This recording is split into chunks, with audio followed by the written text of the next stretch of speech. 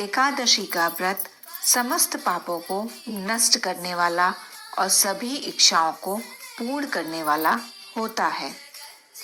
एकादश्यं समापन्ने सर्व पापं विनाश्यति सर्व काम प्रदम पूर्णम तस्मादेकादशी व्रतम।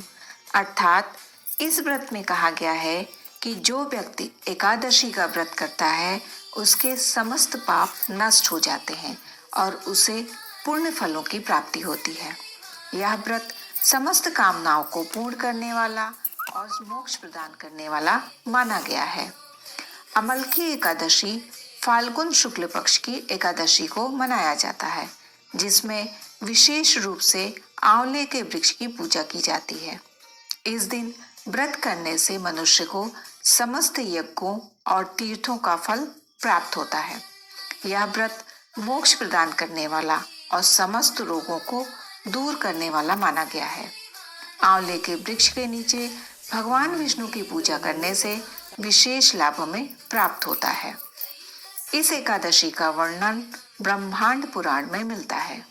तो आइए अब एकादशी व्रत की कथा सुनते हैं। तो प्राचीन काल में बद्रीनगर नामक एक सुंदर नगर था, जहां चित्ररथ नाम के एक धर्मात्मा राज्य करते थे। राजा चित्ररथ अपनी प्रजा के साथ श्रद्धा पूर्वक अमल की एकादशी का व्रत करते थे। इस व्रत के प्रभाव से उनका राज्य समृद्धि और सुखी था। एक बार जब समस्त नगरवासी व्रत करके भगवान के भजन में लीन थे, तभी एक चोर चोरी करने के उद्देश्य से नगर में आया, लेकिन भक्तों का भजन सुनकर वह वहीं ठहर गया और संयोग बस उसने भी यह व्रत कर लिया। कुछ समय पश्चात जब उसकी मृत्यु हुई तो यमदूत उसे लेने आए, किंतु उसी समय भगवान विष्णु के दूत भी वहां पहुंचे और उसे अपने साथ बैकुंठ ले गए। इस प्रकार यह सिद्ध होता है कि अमल की एकादशी का व्रत मोक्षदायक और पुण्य प्रदायी होता है। अमल की प्रियम देवीम दयानिधिम जगत प्रभुम सर्व पाप हरम देवम विष्णु शरणम मध्यहम। अर्थात आंवले के वृक्ष को विष्णु प्रिय माना जाता है।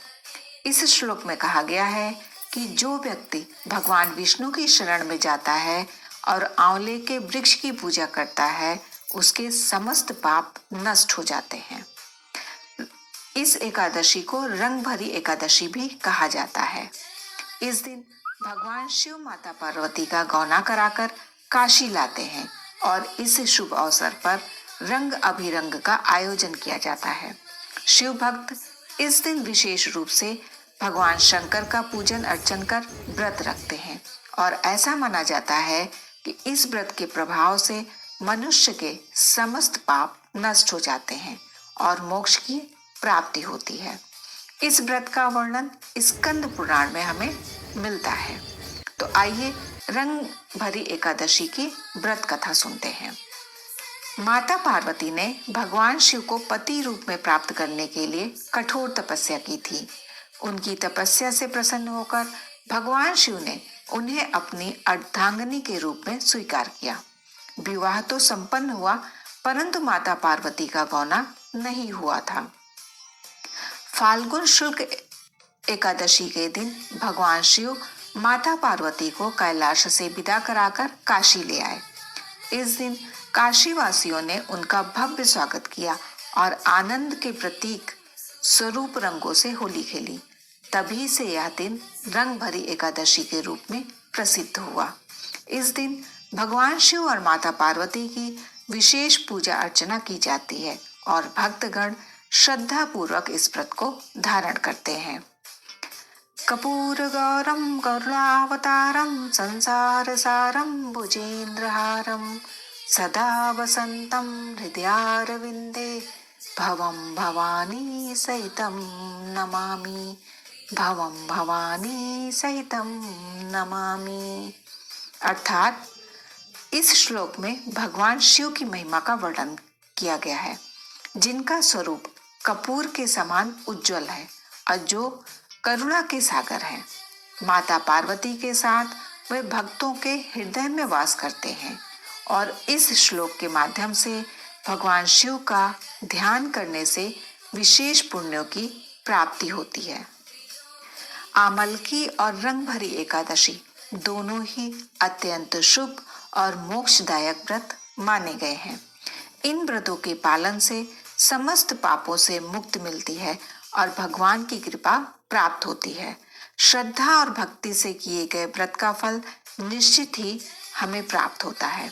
तो आप सभी को अमल की और रंग भरी एकादशियों की बहुत बहुत शुभकामनाएं। श्री हरि और भगवान शिव का आशीर्वाद आप सभी पर हमेशा बना रहे।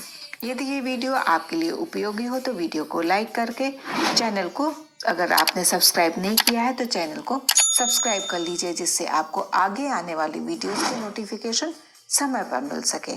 राधे राधे दोस्तों।